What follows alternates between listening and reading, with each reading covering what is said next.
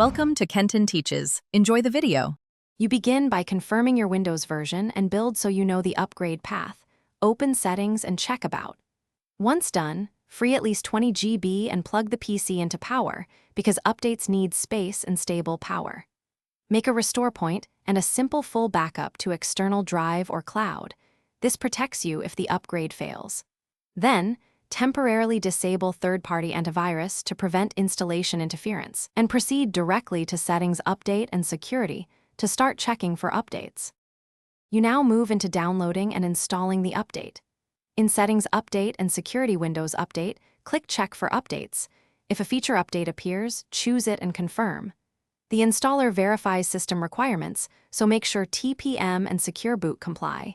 If not, pause and enable them in BIOS.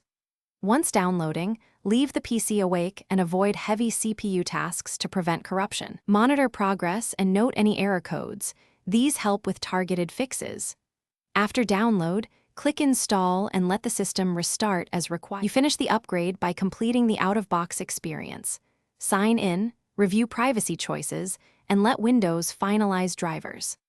Once at the desktop, run Windows Update again to fetch post-upgrade patches, then reinstall your antivirus and update drivers via Device Manager if any show warnings. If something goes wrong, first run the Windows Update Troubleshooter and reboot. If errors persist, use the Media Creation tool to repair or perform an in-place upgrade. Keep your backup handy and restore only if necessary. Thanks for watching. Please subscribe if this video was helpful.